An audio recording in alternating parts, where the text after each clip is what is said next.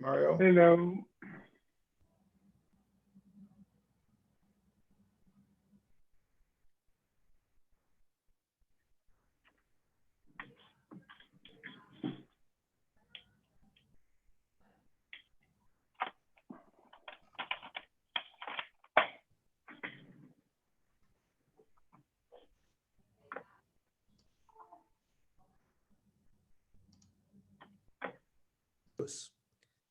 Important subject within the laws of kashrus pertains to the question of who may be believed and relied upon to attest that the food that they prepared is kosher. May one eat any food that one is served by a Jew with the assumption that it's kosher? In addition, what is the basis for the acceptability of a kashrus certification on a restaurant and hotel? In this year, we will examine sources related to these questions, as well as discuss guidelines for those who find themselves hosted by others who do not keep kosher, and what they might be able to eat at such a location. So, Ein Echad Ne'eman B'Yisurim. The most important principle that is relevant to the question of credibility for kashrus is Ein Echad Ne'eman B'Yisurim. One witness is believed with regard to prohibitions, i.e., to declare what is permitted and what is forbidden. Although the Torah usually requires two witnesses for official testimony in court concerning civil disputes and certainly capital disputes, the Gemara in Gittin states that when it comes to Isers of Isser V'Heter, one is sufficient. It says in Gittin, Daf Beis, Amid Beis, Eimer Dabinan Ein Echad Ne'eman B'Yisurim. When do we say that one witness is believed? Kagon, Chatichat Safek Shel Chelev, Safek Shel Shumin, Delo is Chazik Isura. So let's say there are two pieces of fat in front of you, and one of them is prohibited fat, Chelev, right? There's certain locations in the body of an animal, Chelev al-aksalim, the omentum, the fats on the liver, fats on the kidney, are prohibited fat. Other fats are permitted. So let's say it's a suffix. We don't know which one is which. And one guy comes and says, you know what? I know that that piece is permitted chelev. So you're allowed to believe him. Now, one of the reasons we're going to see that he's believed is because at this point, lo is chazik isura, which means we haven't, it's not determined exactly which piece is usur, and therefore there's no chazaka that we know we know that one of the pieces is prohibited, but one of the pieces is not prohibited. So it's not a complete is chazik isura. We're going to see if there's already a chazaka of isur, if this thing is already was known to be a prohibited thing, and one aid cannot come and say it's permitted. It's only when it's lo is chazik isura. We don't know for sure whether it's this or not, and he says it's permitted, then you can believe that. The Gemara doesn't specify the source for this principle that one individual is believed concerning issues of prohibition. According to Rashi, it's derived from the fact that the Torah gives credibility to a Jew in other areas of food-related prohibitions, such as shchita, where we never find that a person must witness the shchita or perform it himself. Rather, someone simply attests to the fact that shchita was performed. Rashi, commenting on Erechad Ne'eman B'Yisurim, Sharei Amina Tor Kol Echad V'Echad Miyisrael Al Hafrashas Truma.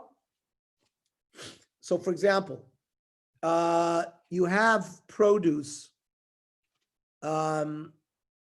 that has to have separation, trumas and maisras. So a Jew goes and separates it. We believe that he did it. Or when he shechts, or al nikur. Nikur means to remove the giranosha. Or v'achelev, or to say, oh, I carved out the prohibited chelev, and all the remaining chelev is permitted chelev. You don't need two aid. One aid who says that he did that is sufficient. Rashi and Yevamas explains differently that it's based on logic. Otherwise, no one would eat food prepared by anyone else, including one's own family. And it would be unthinkable that the Torah would require that. Says Rashi and Yevamis, where also there it says, Eirechad Neman Bisurn. Vaday Pshitalon, the Samchinan Alei Kozman Shalon Nechshad, as long as a person is not suspected of violating a certain law, he's not choshud regarding kashrus, we believe him. The ilav hachi, if not, you wouldn't be able to eat from food prepared by somebody else. You wouldn't be rely on your family, on your wife, who's preparing food. So, on the other hand, according to Tosfos, the halacha of Eirechad Neman Bisurin is derived from a pasuk. This is in Gittin, in the same sugya there by Eirechad. The Im Toimar, Tosfos says, Uminolon, from where do we know the Eirechad Neman Bisurin? Yesh Loimar, the Alfina Minida. We learn from this parsha of Nida. The Darshinam Beper Kamadir in Ksubis. It says V'safra law. She has to count 7 clean days. La'atzma. Means she counts herself. Nobody else is counting. And we believe her. Im Tomar. Im Ken Afilu Yischazik Yisura. Now, Minat Torah, a woman was a Nida. A woman had 7 days of Nidus followed by 11 days of Zivus. So let's say she'd finished her 11 days of Zivus, and then the next time she bleeds begins 7 days of a Nidus period. So according to Torah law, let's say she bled for 5 days. So then she would count 6 and then 7, as long as by the end of the 7th day, she had stopped bleeding, that the makor had stopped, and there was no more uterine blood coming out, she would already be permitted to live with her husband the night, she goes to the mikveh the night of the 7th day, even though she only bled 2 days ago. But that's all in our Torah. In the time of Chazal already, there were many gzeiros and archakas made, so that at that time it was established that any time a woman sees bleeding, she could be a zava gedola. Now, a zava is a woman who saw 3 days of bleeding consecutively, 3 consecutive days during her zivus period. And at that point, she becomes prohibited to her baal she needs to count 7 clean days after the last time she saw blood. And then she's permitted, then she goes to the mikveh and she's permitted to her husband. From the din of a zava, not a din of a nida. Chazal understood that our women have forgot the cycle of her nidus period and the zivus period. So any blood that she sees could be that she is establishing herself as a zava gedola. Maybe she didn't see the blood for 2 days, and the blood she's seeing today is already the 3rd day.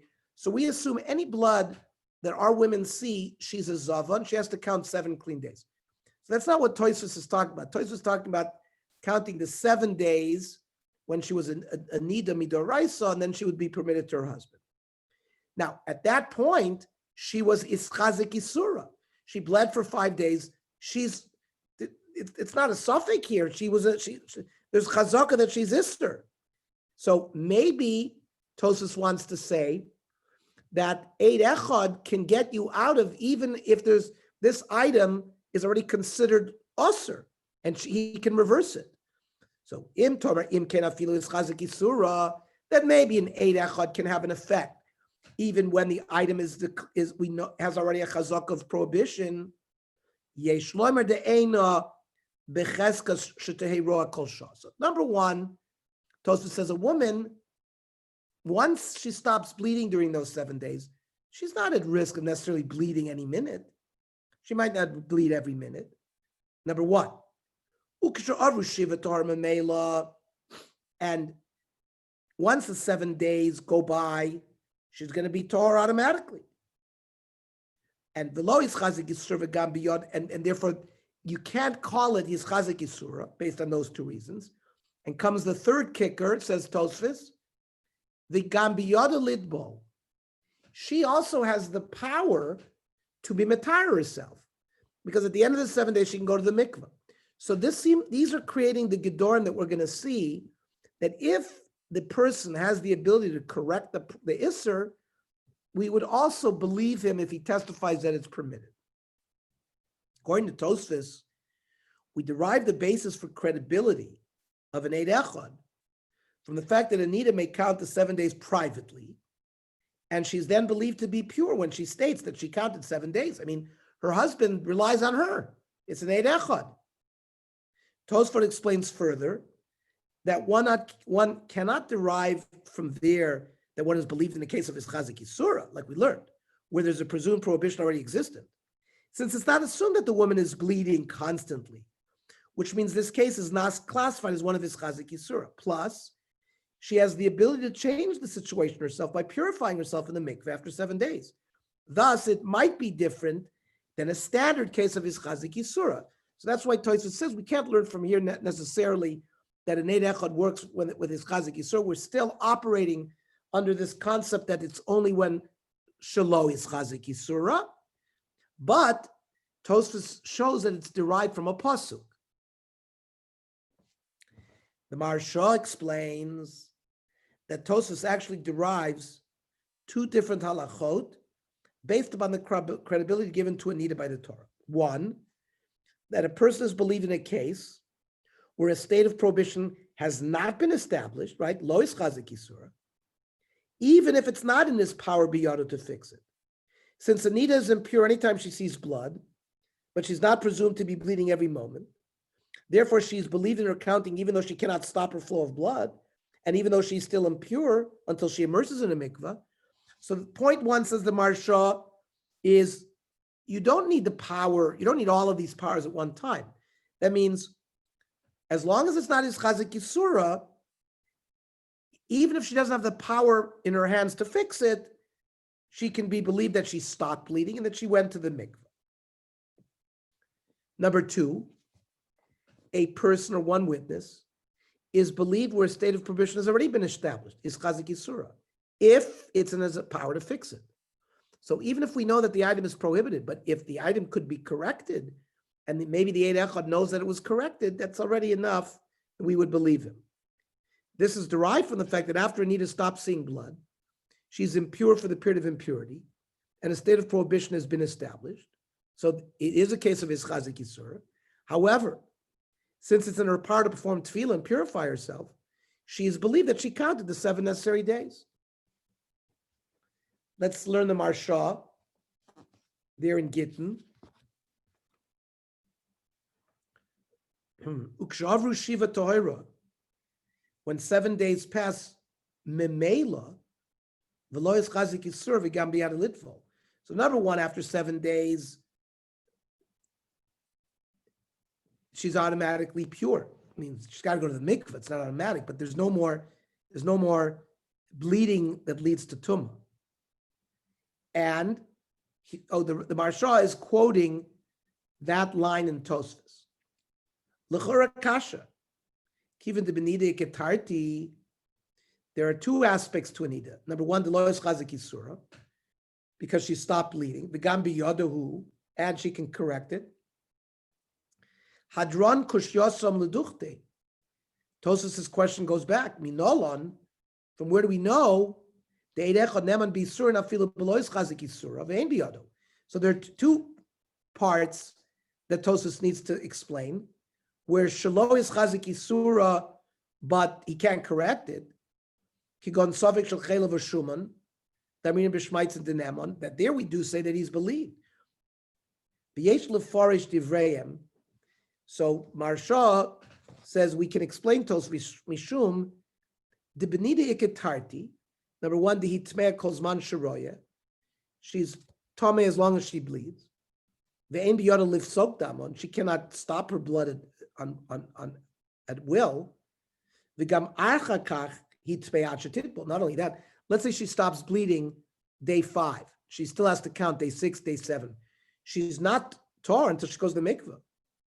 Now, va'aha kamrina, and now Tosfos is telling us, the mishum shehi roya, the fact that she's seeing lo mikri ischazik isura, that doesn't define her as ischazik isura. Kivan the eina becheska shehi roya kol shah. She's not bleeding every minute, and she could stop bleeding. Just from the fact that she could stop bleeding prior to the 7 ends of the 7 days. Let's say day 6, day 7, she doesn't bleed. So that's what takes her out of the realm of his chazik yisura. The imishum da'dayin afacha she'ena roya. And now you're going to tell me that even though she doesn't see bleeding on day 6 or day 7, she's tamei is chazik yisura v'tmeya mishum deloy tavla, because she hasn't gone to the mikvah. Haresh yesh biyada litbol. She has it within her power to be toivil. V'ashtanicha. So now comes out, says the Marsha, good. The bein lav biyado v'lo is chazik yisur. In a case where there's no chazaka that the item is prohibited, but you have no power to correct it, and in the case of his chazik yisur v'hu biyado ikalemelav shaper minida, then you can learn the concept of veidechad naman bisurim from that case of Tosfos. So the Rashba provides the same source as Tosfos for veidechad naman bisurim, and seems to agree with Tosfos that the case of Nida is classified as one of lo ischazik yisura. So you can't learn straight from a case of Nida that an Eid Echad is believed by his case of ischazik yisura. No, the Rashba holds that it's a case of lo ischazik yisura, similar to a piece of meat where it is unknown whether it is forbidden or not. His reasoning is that the bleeding stops on its own and the days of counting pass automatically. That's what makes it lo ischazik yisura. Maybe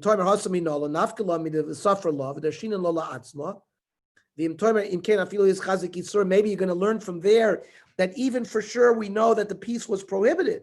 And a guy's going to come and say now, oh, but now it's not prohibited. You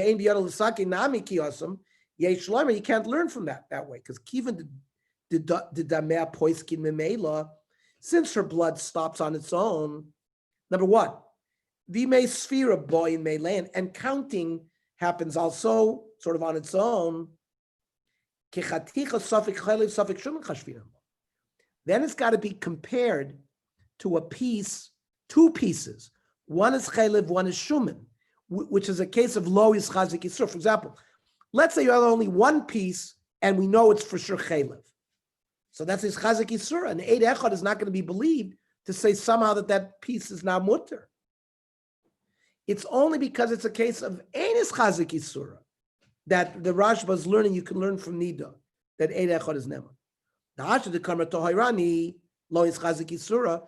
When she says to her husband, "I'm now Tohor," we believe her because she's not in the category of his Chazik Yisura. Otherwise, it wouldn't have worked.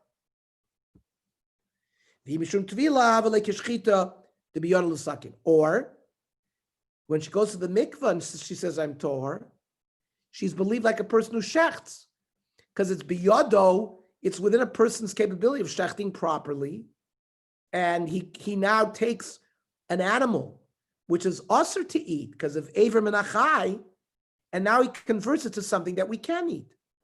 Because of it's his chazik yisura, but yesh biyado to correct it. That's the two tzadim in the Marsha.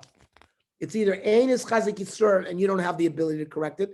So that's like a piece of 2 pieces. One of them is usur, and a guy comes around and says, "Oh, I know all along the one on the left is the one that's permitted." It's not like he has the ability to correct it, but since lo is chazik yisur, he's believed, and in a case of shchita, he's believed because it's yesh biyadu l'sakin it. He has, through doing a kosher shchita, he can take an animal which is his chazik yisura and make it permitted.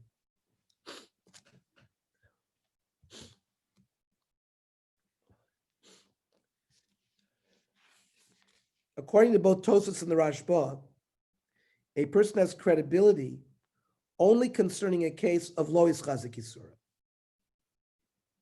But in a case of his chazik yisura, where the prohibition is already established, one is believed only if they have the power to change the status themselves to be permitted, like shchita or truma or going to the mikveh.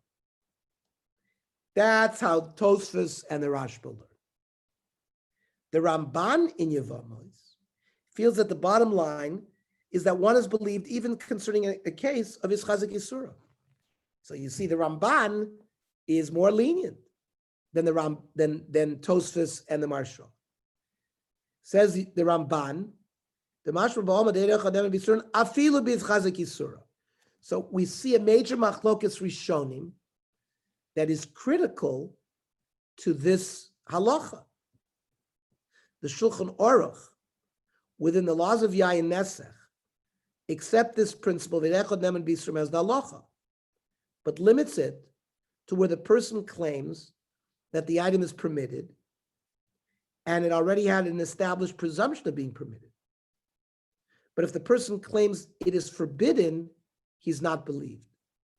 So he can't asser it. And he can only matir it if there was already a chazaka that it was not asser. The Ramah adds that in cases where it is possible to clarify whether the person is telling the truth, his words are accepted even if he says the item is forbidden. If the item does not have a previously established presumption of being either permitted or forbidden, one witness is also believed even to say that it is forbidden. So the Ramah, L'chumra, says you can answer it. In addition, the Ramah addresses the question of Ischazik Yisura and rules that one person is not believed in a case of Ischazik Yisura, like the Rashba, like Tosfos, like the Marsha's explanation, unless they can rectify it in accordance with Tosfos against the Ramban, or unless it's his own food, in which he is believed even in that case. Let's see the Shulchan Aruch itself. Eirechad neman bisurin lahatir avalo lahachmir. He can't answer something, but he can matir something. Says the Ramah, miu yesh oimrim de bedavar de ikar levruri. So if it's a case where somehow you can arrive at the truth, where you can corroborate what the Eid Echad said, the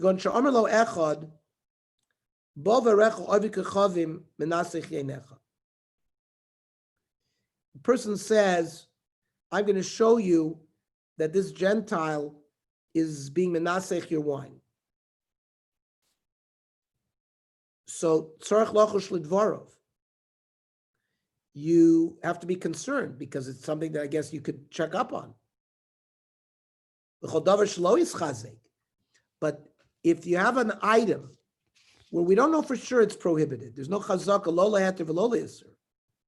Eirechad neman alav, afilu la'asro. And Eirechad, against the Shulchan Aruch, the Ramah says he can asr it. If an item already has a presumption of Isser, Kigon Teva, produce where Trumas and Maisros have not been taken. O Chatichas Basar, She'enim Minu Keres. A piece of meat where the Chelev or the Gida Nosh has not been removed. Eina Eid Neman Alav Latiro. Elim can be out of Lisakno.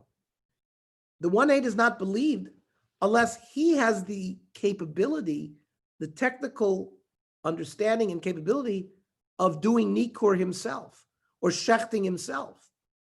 If not, we would not believe his testimony that this is a kosher piece of meat. Let's say you have a piece of chaylev and a piece of shuman, like what we've been talking about. Lomar. Zeh heter v'zeh iser.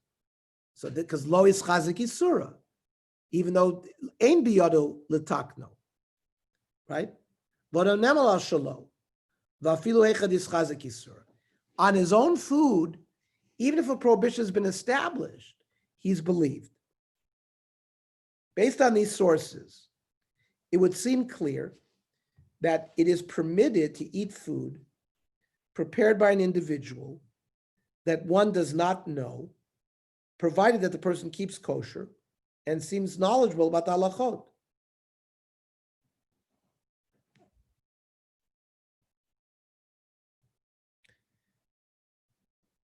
By the way, the footnote says a potential practical application of the dispute might be where a store or product was presumed to be not kosher and to not have valid certification. And a knowledgeable religious Jew comes and claims that it now has become kosher. According to the Ramban, he'd be believed, and the store can be presumed kosher. Well, according to Tosfos and the Rashba, we would need proof that the store is kosher. In practice, though it may be wise, even according to the Ramban, to investigate and ensure that its store is indeed valid kashrut certification. Even if you wanted to rely on the Ramban, it's telling you, you should probably check. Now, we are now going to learn the Masechta in Beitza. Rav Papi ikla l'bei Mar Shmuel. Rav Papi visited Mar Shmuel. Aisule daisa v'lo ochal. So they brought him porridge. He didn't eat it. B'dilma b'machesh ktana avdua.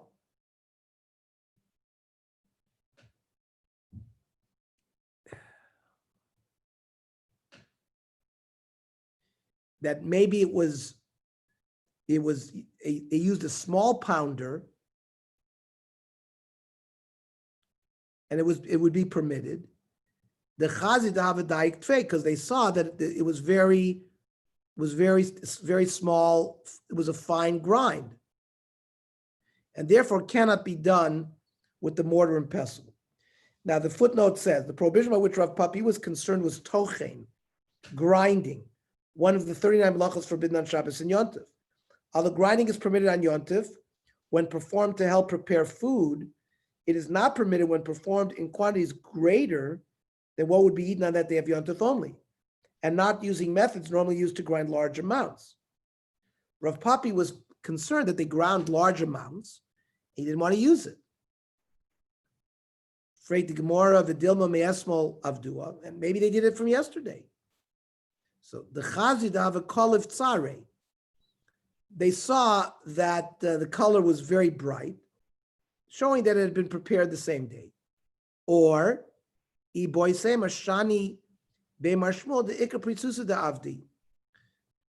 had slaves, and they're very, they're lax regarding prohibitions. So based on this incident, the Shita Mekubetchus infers that one who keeps kosher and is credible with regard to kashrus may be believed concerning the kosher status of the food, as Rav Papi was only stringent due to the fact that slaves were assumed to be lax. But if there was only Jews occupied preparing the food, he wouldn't have been concerned. Says the Shita Mekubet says, there's no reason to treat this chazaka as completely prohibited. There's a chazaka that Jews are becheskas kashrus. Because here the reason was given that he was worried only because of the preachers of the slaves. But if it would be regular Jews, he wouldn't have been worried. And this is the conclusion of the Pischei Tshuva as well, that one need not interrogate a person who is trustworthy regarding kashrus. Rather, one may eat their food without compunction, provided the person is knowledgeable about the halachos. You don't have to give him a test, or how all of this was done. So this is the basis. These are the Rishonim basis of the various halachos we're going to continue learning today. Now, what about the concept of choshud, relying on the kashrus of non-observant Jews, one suspected of not keeping kosher? How far does the principle of Eirechot Neman B'Yisrael go? Is one permitted to eat in the home of one who may know about the concept of kashrus, but is not observant or does not keep kashrus themselves? The answer is that one who does not keep kosher themselves may not be believed when claiming that a certain product or food is kosher, unless it can be verified in some other way. Let's say it's an unopened package with hashgacha. So, then you verified it on your own. And this is this din that you cannot rely on somebody who doesn't keep kosher. We learn from the Mishnah Masechta Demai, where the sages held against Rav Yehuda that one who eats produce that is not certain whether tithes have been taken, that's Demai, is not believed concerning the matter of Demai. Demai is produce that there's a suffix whether Trumas and Maisus were given. So, I'm a Kabbalah Lav, Leos Neman. A person who is going to give Trumas and Maisus and be believed, Ve'eno mitarech etzel ha'ma'aretz,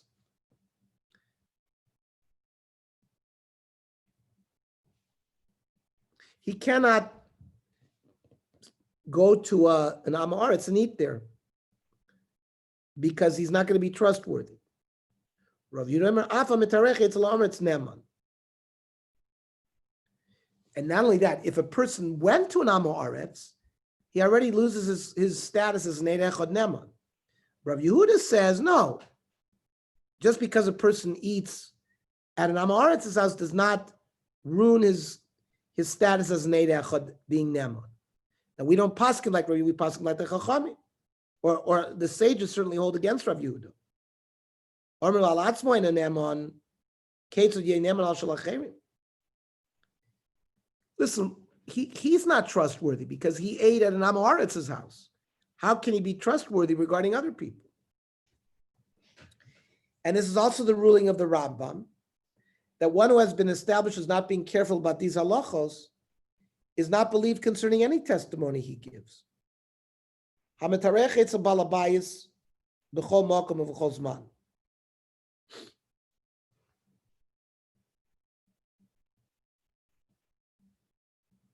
Ve'evi lo yain or basar or gvina v'chatichas dag. And the person they bring him a piece of meat or cheese or a piece of fish. You're permitted to eat it. Even if the guest doesn't know the owner. He knows that he's Jewish.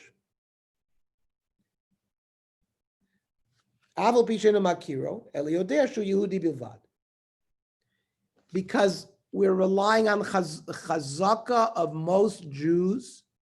If you meet a regular Jew, the chazaka is he's becheskas kashrus.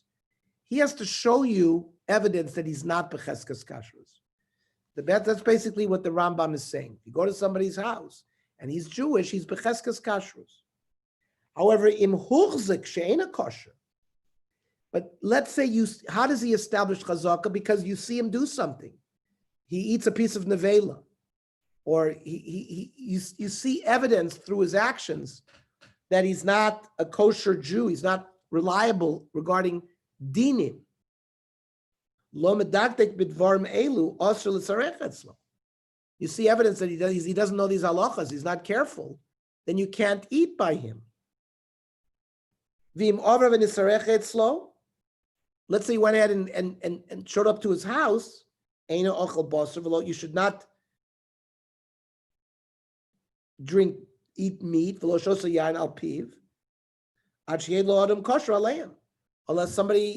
else.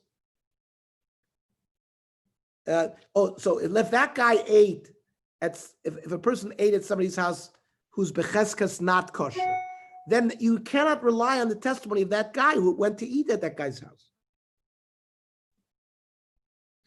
Unless somebody else testifies that it's kosher. The Shulchan Aruch rules like the Rambam, but specifies that one may not eat the food even of anyone who is chashud, suspected of eating either foods that are forbidden, d'oraisa or d'rabbanan. HaChashud lechol dvar masurim. If a person is suspected of eating forbidden items, beinum chashud b'isur Torah, beinum chashud b'isur d'rabbanan, ein lismoch alav b'hem. So you can't rely on him regarding kashrus if he says that something is kosher or not kosher. If you're a guest at his house, those items that we know that he's choshed of not eating the right things, you're not allowed to eat from him. The Shach notes that the word kosher used in the Shulchan Aruch seems to indicate that according to the Shulchan Aruch, one is not believed only if there's good reason that he's suspected of not keeping kosher. But according to the Shulchan Aruch, one may rely on the kashrus of anyone else, including a person whom one does not know. It means you can't rely on somebody that you know for sure doesn't keep kosher. But if it's stam a Jew that you don't know anything about, you're allowed to eat from him. Says the Shach, that's the point of the Shach. You know for sure that he's a suspicious guy regarding food. So let's say you meet somebody, you don't know him. Stam Yisrael's b'chesros kashrus. Samchin alav afilu b'yisur deraisa. So that's a huge Shach. However, it seems that the Ramah is somewhat more stringent than the Shulchan Aruch concerning some aspects of this issue. The Ramah writes that one may not purchase any food that could potentially be non-kosher, prepared by one about whom it is unknown whether they keep kosher. So you can't buy food from someone where you're not sure that they keep kosher, right? The Shulchan Aruch said you can eat food from somebody who prepares it. You don't know what his status is.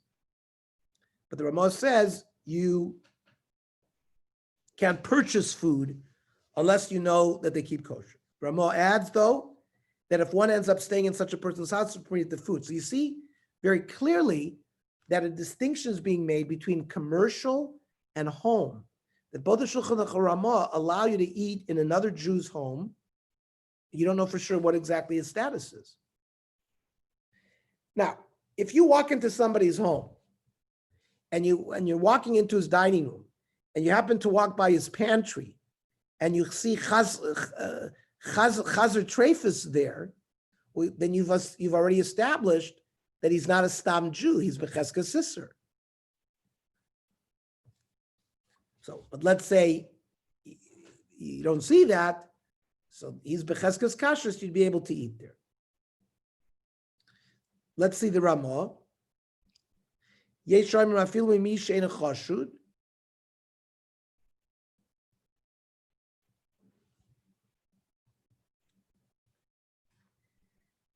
That means even if he's not suspected of impropriety, Rakshen Makirin also, you don't know for sure that he's Becheskes Kashrus.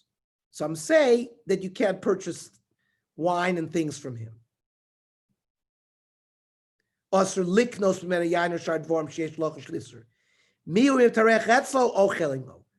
if you're a guest at his house, you can eat with them. So you see, there's a strictness established in consumer, being a consumer and purchasing it. From this comment of the Ramah, 2 points are being made. Any food about which concern exists that they could be made in a non-kosher manner are forbidden to be purchased from a person who does not have a Becheskes Kashrus. Other foods that are definitely kosher, though, may be allowed to be purchased. So if there's a concern, for example, ice cream, they're serving ice cream, open ice cream. It's not in a package. Well, that's a concern that maybe there's been separation in a non-kosher manner. So you cannot buy it if he's not Becheskes Kashrus. But if in the same store he was selling items that are sealed with an OU on it, you could buy it from there. That's number one. Number two, if one stays with such a person, you don't know for sure that he specifically has a Becheskes Kashrus. It's permitted to eat any food that is definitely kosher. I guess I assume what they mean by that is if he serves you something odd, like he brings out a lobster, obviously you're not allowed to eat that. And then you know now that he's not Becheskes Kashrus. So the previous discussion concerning the opinion of the Ramah revolves around one about whom it is unknown whether they keep kosher or not. What is the halacha concerning one about whom it is known that he does not keep kosher, or it's suspected that that's the case? May one eat permitted foods from this person? So from the original quote of the Shulchan Aruch, it seems that kosher foods would be permitted to eat. But the Taz quoting the Ramah and the Darkei Moshe The Darkei Moshe is the sefer that the Ramah wrote on the tour, as saying that one should not eat even foods that are definitely permitted if they are served by such a person. Because of Darkei Moshe, b'shem Agos Oshri, shemi shechoshed al iser, she'asr lechol ima afilu dvarim hamutorim, shema yachilenu dvarim asrim gam ken. It's like a gzeira. Even if he serves you fruit, right, things that are definitely kosher, you can't eat it from him as a gzeira because maybe he'll feed you things that are prohibited.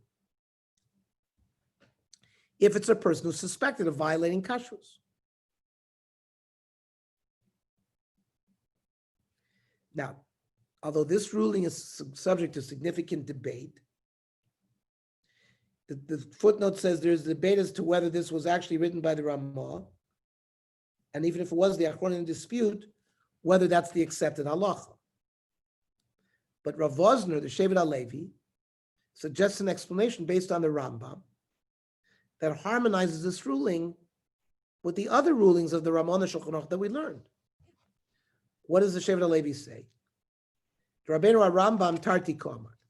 The Rambam said two things. The yesh din lechatchila, the din di'evet. There's a lechatchila din, a priori, and then din di'evet. There's a b'di'evet after the fact. The lechatchila lo yitarech etzlo klal. A person who's choshud, you shouldn't visit. You should not be a visitor in his house. Afilu dvarim mutarim. Even for heter things, because maybe he'll feed you prohibited items. The din sheni, the second halacha is dim over al zeh, that if he was not supposed to be a guest at the guy's house, but he was over on that law, v'tarech etzlo, lo yitzrich levatel arachto el yochel avadai mutter. Then b'diavad you can eat what he serves you, as long as you for sure it's a vadai kosher thing. So on anything that's suspicious, that we need evidence for, we need real edus. They covered up bria solid tzarech, right? The b'diavad din, you don't want to embarrass the person by not eating.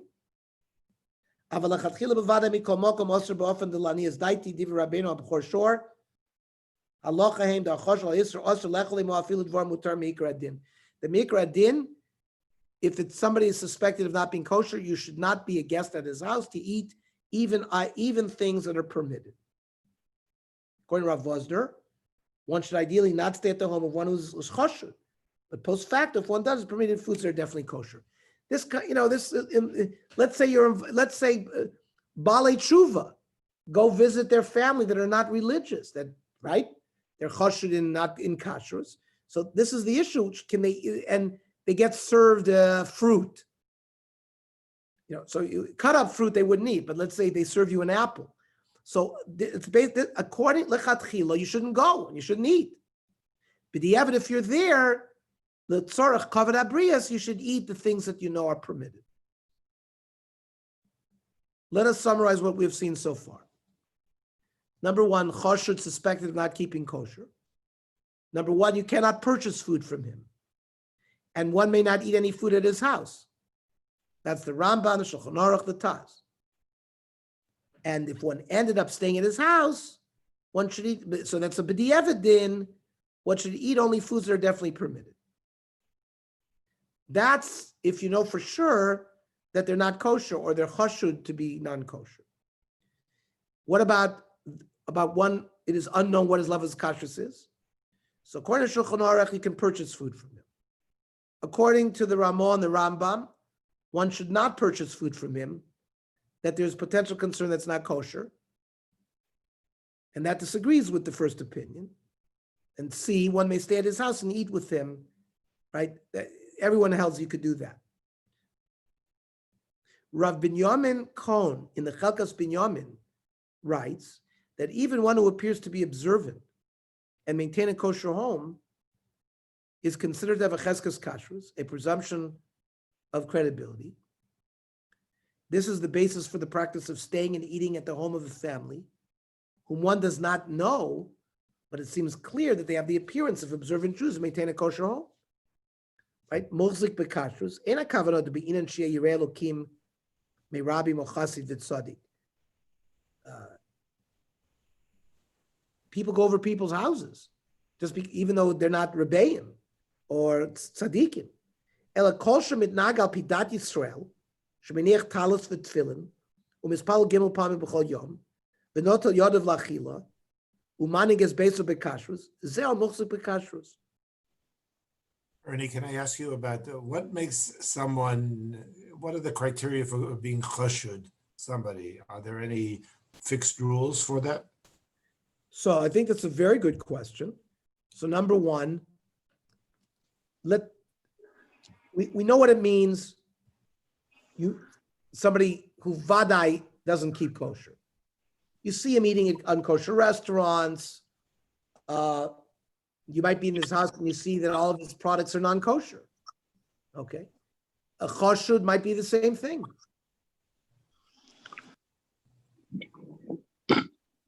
What about a Chalal Shabbos? The Chalal Shabbos, does that make a deterrent? Well, Machalal Shabbos established before Hestia, it makes you almost like a mumar l'chol Torah kula.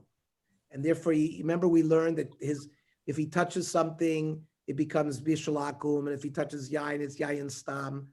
So certainly he would be chashud regarding kashrus as well. Now, but then we get into the subject of tinok shenishba. Because tinok shenishba, maybe they're not considered like an akum, okay? But if he's a tinok shenishba, he doesn't know the halachos of halachas, he's chashud of kashrus. You have to, if you know for sure the guy doesn't know anything about kashrus, then he's chashud that he's not keeping kosher. Yeah, but we know in today's society there are people who are Machalal Shabbos, but quote, keep a kosher home, unquote. I think he would be chashud. Yeah. If it's Machalal Shabbos before Hesya, I think he would be chashud in kashrus as well. Now, again, there was a difference. There were people who were Machalal Shabbos but went to shul. They didn't do it lahachis. Or, for example, people, right? But somebody who ate non-kosher l'te'avo, he's chashud for kashrus. You would not be able to believe him, and he would be considered in this category of chashud. Now you notice in all of the halachas we learned tonight, it did not give us very strict criteria in how to answer your question. Right? But so I think, we've discussed some of the ways to know it. First of all, you just heard what the Bechelkas Binyamin said. That to eat at somebody's house, it's a pretty high bar, Bernie. He has to meniach talis and tefillin and daven 3 times a day and wash his hands and keep his home kashrus. Then it's muchzik bekashrus, and you could eat at his home. Great, but how do you know if somebody's davening 3 times a day and putting on talis and tefillin every day? You don't know. Okay. He's a member of a community. Okay. You don't want to. Certainly, you don't want to be motzi shem ra about anybody. I understand, so he gave you a get there of who would be considered where you can presume that they're kosher. So we assume most of the people in our shul, they daven, they you don't have to go investigate further. You see that they go wash their hands, at Shalosh Shudas. I think we can, most people would be judged b'cheskes kashrus, but you all know people who are careful about whose house they go to eat at. That's based on these halachas of how knowledgeable they are regarding kashrus, and if they're not careful regarding kashrus, so some people might have a concern to eat at that person's house. That's what it's based on, the laws that we've learned today. Mm-hmm. But we assume everyone is b'cheskes kashrus. Now, if you were going out to the movies one night and then you saw the person, eating at a non-kosher restaurant, So then then now you'd have to be choshed his level of kashrus. Does everything I say sound reasonable? Yes, I understand what you're saying. Yeah, I mean, I think that's what we've learned tonight. Now we're not through. We're not through. We got a lot. We got Rav Moshe. There's a lot. There's a lot to unpack still in this sugya. As you can see, this is a very critical sugya. Eating at the home of non-observant relatives or friends. Based on the sources in the above section, would it be permitted to stay with friends and relatives that are known to be non-observant? It would seem that it is ideally better not to do so, due to the concern that one might be given non-kosher food. But if there was no choice, or one felt it was necessary for family reasons, perhaps there is room to be lenient if one is careful to eat foods that are clearly certified kosher. Remember, that was Rav Vosner, that lechatchila you shouldn't do it, but b'diavad if you did, it's permitted if you know for sure that the food is kosher. What is halach in a case where one's close relatives, such as one's parents or children, are not religious, but promise to serve only kosher food or to kasher their kitchen, and they are generally trustworthy not to lie? May one rely on their word as long as the utensils are definitely kosher, i.e., example, they have a separate set, they offer disposable, or one help them to kasher the kitchen.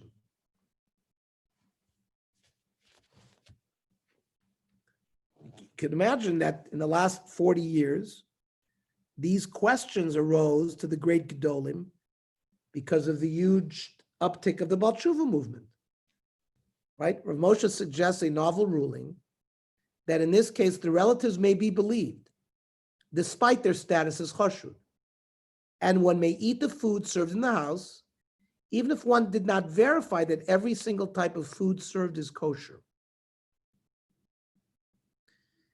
So Rav Moshe says, Biyoti b'Moskva, b'shnas tafresh tzadik dal. He was in Moscow in 1934. Nishalti b'dover sha'avos nizonim b'medina azos, be'avonosenu arabim, al shulchan b'neihem, uvnoseim, ha'ochlim nevelis. So the parents were supported by their children who ate non-kosher meat. And again, the children also were koifers, right? They did not believe in God. Uvetoroso. Vishavki hetera, and they did not eat kosher food anymore. Va'achli surah. V'imkein ein nomanim al isurim. So therefore, they've now put themselves in a status that they're not believed regarding prohibitions. These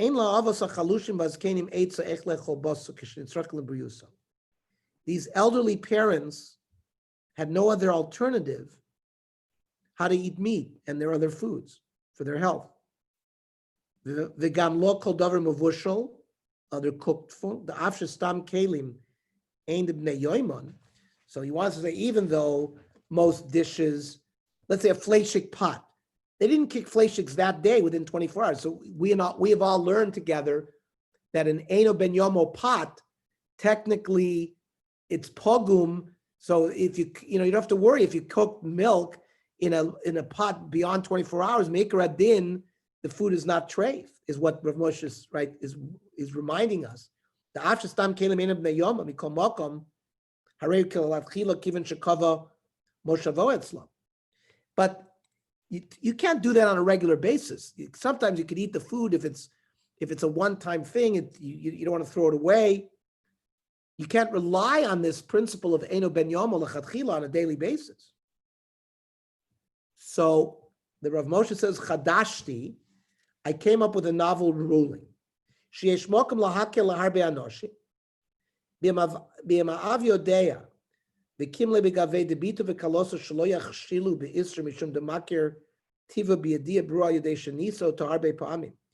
Now, let's say the father knows that the child has enough covet for him that they would never cause the father to violate a prohibition. Because he's tested them many times. That he said, listen, I need you to kasher these kalim because I won't eat otherwise. And he saw that they did it. And he tested them many times.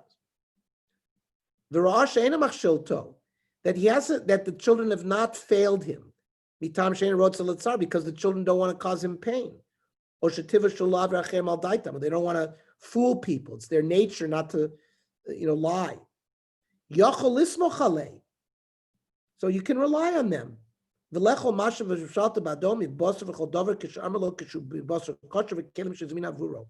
If the children say, you know what, we bought special kosher meat for you, and we bought special dishes for you, you can believe them and he can eat there. That's not just trust anymore. That's biyadia atzmis. That's pure knowledge. Like seeing it himself. That I guess a father and a child can have that relationship.